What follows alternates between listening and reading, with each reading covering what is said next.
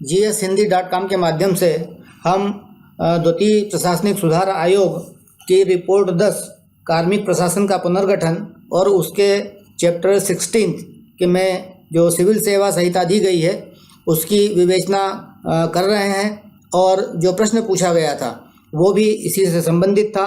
इसलिए पिछले वीडियो तक मैं आपको लेकर के आया था कि आयोग ने क्या क्या अनुशंसाएं की हैं और उसमें जो 2 अनुशंसाएं पहले लिखी हैं मैंने, वो 2 अनुशंसाएं मूल अनुशंसाएं हैं। उसके बाद में जितनी भी बातें आयोग ने कही हैं वो जो सिस्टम अभी चल रहा है या जो सिविल सेवा संहिता अभी है उसमें सुधार की बातें हैं। ये बातें पहले से उसमें हैं, लेकिन उनमें क्या क्या गुणात्मक सुधार किया जाए ताकि सिविल सेवा हमारी 21वीं सदी की चुनौतियों का सामना करने में सक्षम हो सके और एक प्रभावी, पारदर्शी, जवाबदेही और परिणाम मूलक प्रशासन देश को मिल सके। अब जो अनुशंसाएं पहले भी हमने देखी थी पिछले वीडियो में, मूल अनुशंसा उसमें पहली सार्वजनिक सेवा के मूल्य एवं नैतिक संहिता को शामिल किया जाना, दूसरा आचरण नियमों की मूल्यों एवं नैतिक संहिता के आधार पर पुनर्संरचना करना। तो इसमें सार्वजनिक सेवा के मूल्य भी बताए हैं, नैतिक संहिता में कौन कौन से सिद्धांत शामिल होंगे ये भी बताए हैं और सिविल सेवक के आचरण की नियमावली कि कौन सा आचरण स्वीकार्य होगा, कौन सा आचरण स्वीकार्य नहीं होगा, ये भी उसमें परिभाषित किया गया है तथा किन मूल्यों को और किन नैतिक सिद्धांतों के साथ सिविल सेवक समाज में जाएगा, राष्ट्र की सेवा करेगा और सरकार की जो नीतियां हैं, जो सरकार की योजना है, उनको लागू करके सरकार जैसे परिणाम चाहती है वैसे परिणाम वो लेकर के आएंगे। क्योंकि जो चुनौतियां हैं 21वीं सदी की वो अलग प्रकार की हैं, इसलिए इस आयोग ने विशेषकर नैतिक संहिता, आचरण नियम और सार्वजनिक सेवा के मूल्य शामिल करने के लिए कहा हैगा। और मेरे पिछले वीडियो में अगर आपने सुना है उनको, तो जहाँ पर हमने शासन, सुशासन और नैतिक शासन की बातें की हैं, तो ये अब देश को ज़रूरत है हकीकत में कि हम धीरे से सुशासन और नैतिक शासन को साथ में लेकर के अगर हम चलते हैं तो 21वीं सदी की चुनौतियों से हम पार पा पाएंगे। अब जो बाकी की अनुशंसाएं हैं जो सुधारवादी हैं, जो पहले से सिविल सेवा में हैं चीज़ें लेकिन उनमें सुधार की गुंजाइश है, तो उन बातों में भर्ती और प्रशिक्षण में सुधार की अनुशंसा, समयानुकूल तैनाती में पारदर्शिता एवं प्रतियोगिता की अनुशंसा, अनुशासन प्रक्रिया को युक्तिसंगत बनाने की अनुशंसा, जवाबदेहिता हेतु उपयुक्तता रोध की अनुशंसा, सिविल सेवक के लिए आचरण संहिता बनाने की अनुशंसा, सतत समीक्षा का प्रावधान और सर्वोत्तम प्रथाओं का समावेश तथा समकालीन प्रबंध तकनीकों को अपनाना, ये बातें आयोग ने सुझाई हैं कि इन चीज़ों को जो है समकालीन आज की ज़रूरत के हिसाब से इनको पुनर्भाषित किया जाए, इनकी परिभाषाएं जो है ये बदली जाएं। पुराना जो कुछ भी था उसमें जो है जो कुछ भी समकालीन है वो उसमें लाया जाए। और ये सब करने के बाद में आयोग ने ये भी कहा कि इन सुधारों को वैधानिक आधार, संवैधानिक आधार देकर के इन अनुशंसाओं को या इन सुधारों को सिविल सेवा में लागू किया जाए। अब देखते हैं कि अनुशंसित जो संहिता है उसमें नैतिक सिद्धांत कौन कौन से आयोग ने सुझाए। तो उसमें जो सिद्धांत सुझाए हैं उसमें पहला सिद्धांत है कि सत्यनिष्ठा का पालन। अब सिविल सेवक का सत्य क्या है? सिविल सेवक का सत्य केवल एक है और वो ये है कि उसके जो भी काम हो, उसके जो भी निर्णय हो, उसकी जो भी गतिविधि हो वो सार्वजनिक हित के लिए हो। हमने एक नारा बहुत सुना है, सर्वजन हिताय सर्वजन सुखाय, लेकिन वो हकीकत में तो उतरा नहीं, लेकिन अब उस पर काम करने का समय है। और इसलिए सत्यनिष्ठा का पालन मतलब आपके निर्णय जो हैं, लोक सेवक के सारे निर्णय वो सर्वहित से प्रेरित होना चाहिए, ना कि किसी वर्ग विशेष के, ना कि किसी समूह विशेष के, ना ही किसी व्यक्ति विशेष के, और ना ही किसी स्वार्थ विशेष से प्रेरित होना चाहिए। दूसरी बात, निष्पक्षता।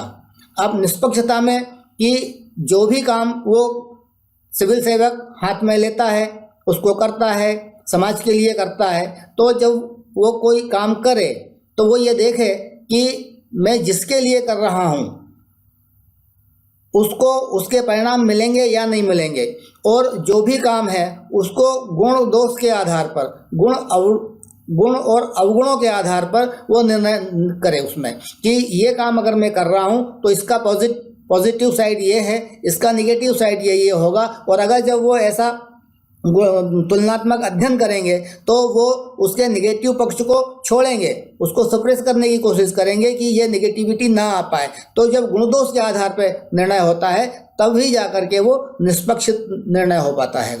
उसी तरह से सार्वजनिक सेवा के प्रति प्रतिबद्धता, यानी कि उचित, प्रभावी, निष्पक्ष और विनम्रता पूर्वक सेवा देना। इसमें यह कि भाई जिसे जिस चीज़ की ज़रूरत है उसे वही चीज़ या वही सेवा उसको दी जाए, और वो भी विनम्रता के साथ में। मतलब जब हम सार्वजनिक जीवन में जाते हैं तो वहाँ पर हमें सहनशील भी होना पड़ता है, विनम्र भी होना पड़ता हैगा, और उसके साथ ही समाज के साथ में हमें संवाद करना पड़ता है। क्योंकि वहाँ पर हम जो है अगर विनम्र नहीं हुए, हमारे यदि सद्भाव के साथ में हमने सार्वजनिक जीवन में जनता के साथ में व्यवहार नहीं किया तो फिर आपके जो काम हैं वो ना तो प्रभावी हो पाएंगे, ना ही निष्पक्ष हो पाएंगे, और ना ही वो उचित कहला पाएंगे।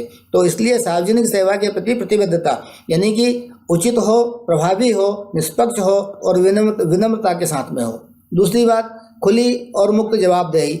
इसमें सिविल सेवक जो भी काम करता हैगा वो एक खुले हुए किताब की तरह होना चाहिए सारे काम, कि जब जो चाहे वो देख सकता है, वो समझ सकता है, और अगर उसके द्वारा किए गए कार्यों के, उसके द्वारा किए गए निर्णयों की जांच पड़ताल अगर सरकार करना भी चाहे तो वो हमेशा उसके लिए तैयार रहे।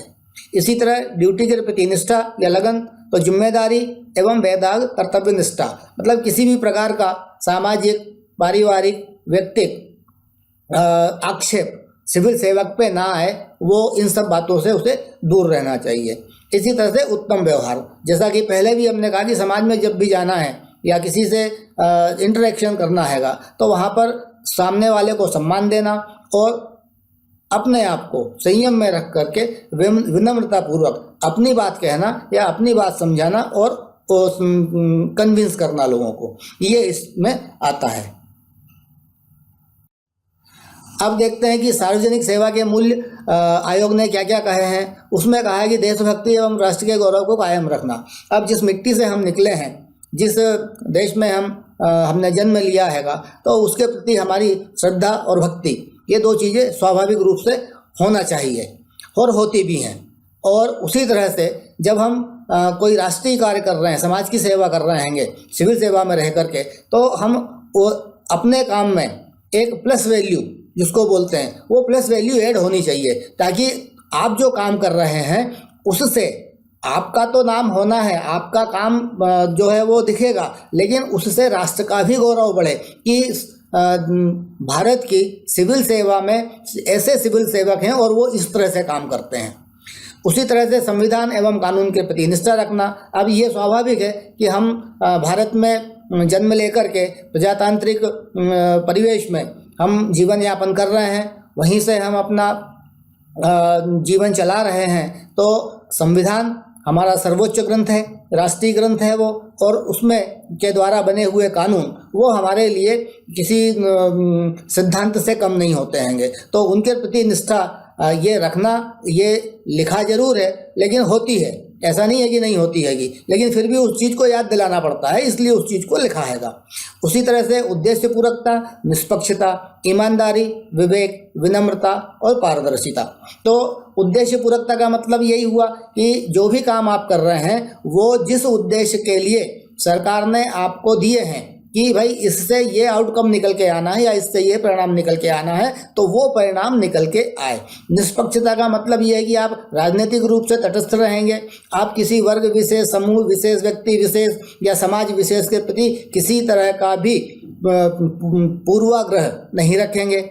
ईमानदारी का मतलब सीधी सी बात ये होती है कि जब मैं अपने आप में देखूं कि मैंने ये काम किया हैगा, और जब मैं खुद उसका इवैल्यूएशन करूं, तो मुझे ये लगना चाहिए स्वयं में, अपनी अंतरात्मा से, खुद में, कि मैंने ये काम ठीक किया हैगा, ये काम मैंने कोई गलत नहीं किया हैगा। इसी तरह से जब हम विवेक की बात करते हैं तो बुद्धि के स्तर पे हम सोचते हैंगे, दोनों तरह से सोचते हैंगे, उसका एक पक्ष भी सोचते हैं, दूसरा पक्ष भी सोचते हैं, लेकिन उन दोनों पक्षों में निर्णय करना कि मुझे करना क्या है, क्या नहीं करना हैगा, अगर हम ये हमारे जो बुद्धि, तर्क बुद्धि लगा करके सही गलत, अच्छा बुरा और उपयुक्त अनुपयुक्त में से हम उपयुक्त का, अच्छे का और सही का चुनाव करते हैंगे, तो ये काम विवेक कहलाता है। ये ऐसा करना विवेक कहलाता है। तो विवेक संगत उसके अगर निर्णय होते हैं तो फिर वो सब सही निर्णय होते हैं। उसी तरह विनम्रता, वो पहले अपन बात कर चुके हैं। पारदर्शिता मतलब आप जो है हमेशा खुली किताब की तरह, कि आपके किए हुए कामों में पारदर्शिता का मतलब ये हुआ कि वो काम दिखना चाहिए लोगों को कि हाँ, इन्होंने ऐसे जेड तक ये किया और इसमें कुछ भी हिडन नहीं हैगा, कुछ भी छुपाया नहीं हैगा। एवं पूर्ण सत्यनिष्ठा बनाए रखना। और सत्यनिष्ठा का मतलब क्या है सिविल सेवक के लिए, कि समाज की सेवा करना, ये सिविल सेवक का एकमात्र सत्य होता हैगा। अब देखते हैं कि व्यवहार और आचरण के नियम में क्या कहा है। तो उसी बात को फिर वहाँ रिपीट हुई है उसी सेंस में कि सत्यनिष्ठा रखना है, ड्यूटी के प्रति समर्पण रखना है, और अनुपयुक्त आचरण में लिप्त नहीं होना है, और अवांछनीय कार्यों की सूची को उसमें शामिल करना है। तो सत्यनिष्ठा मैं बता चुका आपको। ड्यूटी के प्रति समर्पण का मतलब ये कि आप जब ऑन ड्यूटी होते हैं तो आप पूरी तरह से शारीरिक मानसिक रूप से पूरी तरह से ड्यूटी पर रहें। शारीरिक रूप से ड्यूटी पे हैं लेकिन मानसिक रूप से ड्यूटी पे नहीं है, तो ये भी गलत है। और यदि आप अपने आप को इतना फिट नहीं रख पाते हैं कि आप अपना कर्तव्य ड्यूटी पे रहते हुए भी पूरी इफिशियंसी से, पूरे समर्पण से, पूरी लगन से और पूरी क्षमता और दक्षता के साथ यदि आप अपना कार्य नहीं कर पाते हैं, तो ये भी जो है एक प्रकार से गलत होता हैगा। दूसरी बात, अनुपयुक्त आचरण में लिप्त ना होना। अनुपयुक्त आचरण मतलब वो एक्टिविटीज़ और वो हरकतें जो किसी सिविल सेवक के पद की गरिमा को धूमिल करें, उसको कम करें।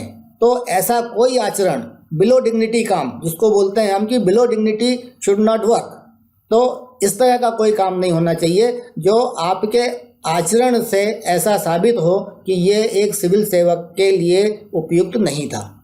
अवांछनीय कार्यों की सूची, अब ये कुछ ऐसी बात हो जाती है कि वांछित और अवांछित, तो उसमें एक सूची बनती है और एक वो बनती है, लिस्ट बनती है, जिसमें कहा जाता है कि भाई आप व्यक्तिगत रूप से किसी को लाभ नहीं पहुंचाएंगे, आपका परिवार किसी से इंटीमेसी नहीं रखेगा, आप सरकारी स्तर पे जिन लोगों से डील कर रहे हैं राष्ट्रहित के लिए, उन लोगों से आप कोई अपने परिवार को लाभ नहीं लेंगे, दिलवाएंगे या लेंगे। तो इस तरह के कार्यों की उसमें सूची होती है और वो जो है वहाँ पर उसकी अनुशंसा की है आयोग ने कि उसको दोबारा से बनाया जाए।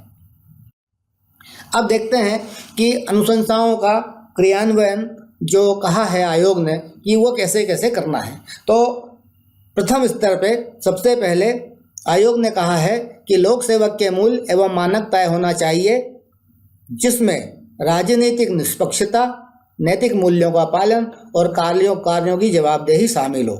यहाँ पे जो मूल्य और मानक बनाए जाएंगे वो जो है उसमें नैतिक मूल्यों का पालन करना और राजनीतिक रूप से तटस्थ रहना, ये बातें शामिल करना है।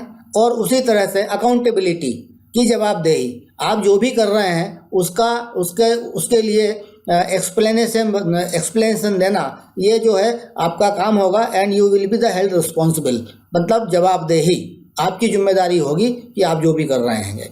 दूसरे स्तर पे आयोग ने कहा है कि नैतिक संहिता, जिसमें लोक सेवा का व्यवहार शासित होने के लिए सिद्धांतों का निर्धारण होना चाहिए। मतलब लोक सेवक का व्यवहार कैसा हो, तो वो मॉरल वैल्यू से, अपने मूल्यों से स्वशासित हो। उस पर कानून तो है, संविधान है, उनके पास भी कानून है और उनका अधिकार भी है कानून को लागू करने का। लेकिन फिर भी यदि लोक सेवक अपने स्वयं के मूल्यों से, मानवीय मूल्यों से स्वशासित होता है तो फिर उसके वो सर्वोत्कृष्ट होता है।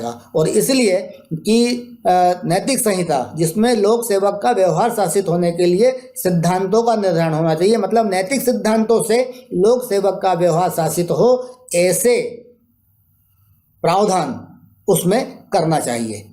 तीसरे स्तर पे विशिष्ट आचरण संहिता जिसमें स्वीकार और अस्वीकार व्यवहार तथा कार्य की सूची हो। ये मैंने आपको पहले भी बताया कि हमारा व्यवहार कैसा होगा सार्वजनिक जीवन में और व्यक्तिगत जीवन में। एक बात और परिवार या हमारा समाज, व्यक्तिगत रूप से आप किसी को से कोई लेन देन नहीं करेंगे, किसी को लाभ नहीं पहुंचाएंगे, उनके पक्ष में कोई एक पक्षीय निर्णय नहीं लेंगे। तो इस तरह के विशिष्ट आचरण संहिता जिसे कहा गया है उसको बना करके जिसमें स्वीकार और अस्वीकार व्यवहार की कार्यसूची होगी वो आयोग ने कही है। अब ये जो प्रश्न था हमारा, उस प्रश्न की विवेचना का पाठ। अब इस पहले हमने 2 अनुशंसाएं, जो मूल अनुशंसाएं हैं वो उत्तर में आएंगी और उसके बाद में फिर ये विवेचना का पाठ। अब इस विवेचना के पाठ में मैंने 4 चीज़ें लिखी हैं यहाँ पे, और ये 4 चीज़ें अगर कवर हो जाएं समय सीमा और शब्द सीमा में तो बहुत अच्छा है, अगर नहीं होता तो इसको और भी छोटा करके लिखा जा सकता है। आप यहाँ पे जो मैंने येलो कलर में चीज़ें लिखी हैं, इन शब्दों को पकड़ के यदि आप अपने कोई वक्तव्य बनाएं, अपना कोई कथन बनाएं या अपनी कोई बात लिखना चाहें तो आप इनको पकड़ के लिख सकते हैं। लेकिन उसमें जो पहली बात मैंने लिखी है कि वर्तमान चुनौतियों, उत्पादकता, आर्थिक विकास, गरीबी उन्मूलन, रोजगार सृजन के लिए सिविल सेवक का कार्य अति महत्वपूर्ण होता है। अब ये जो तीनों चारों चीज़ें हैं जो मैंने लिखी हैं, ये वर्तमान में हमारी चुनौतियां हैं राष्ट्र के सामने। 21वीं सदी की चुनौतियों में ये चुनौतियां उभर के आई हैं जिन पे हमें और एक देश के रूप में हमें इन चुनौतियों का सामना करना पड़ रहा है और इनसे लड़ना पड़ रहा है। और उसी के चलते ये जो ग्लोबलाइजेशन, प्राइवेटाइजेशन में हम में शामिल हुए हैं, वो इसी के चलते हुए हैं कि ये चुनौतियां इतनी बड़ी हो रही थी कि इनका कोई हल हम अपने स्तर पे ढूंढ नहीं पा रहे थे। और उसलिए फिर जो है हमने जो ये गेट प्रस्ताव था, डंकल प्रस्ताव जो आया था, उस पर हमने दस्तखत किए और हम ग्लोबलाइजेशन में गए। तो ये इसको लिखना जरूरी है, इसलिए मैंने इसको पूरा इम्पोर्टेंट उसमें लिखा है। वर्तमान चुनौतियां, उत्पादकता, आर्थिक विकास, गरीबी उन्मूलन और रोजगार सृजन के लिए सिविल सेवक का कार्य अति महत्वपूर्ण है। अब लोक सेवक राष्ट्र के संसाधनों का प्रबंधन समाज की सेवा के लिए करते हैं। लोक सेवक के निर्णय और प्रबंधन क्षमता से जीवन के सभी क्षेत्र प्रभावित होते हैं। समाज चाहता है कि लोक सेवक निष्पक्षता, निष्ठा, कुशलता और विश्वास के साथ सरकार की नीतियों और मानकों को परिणाम में परिलक्षित करें।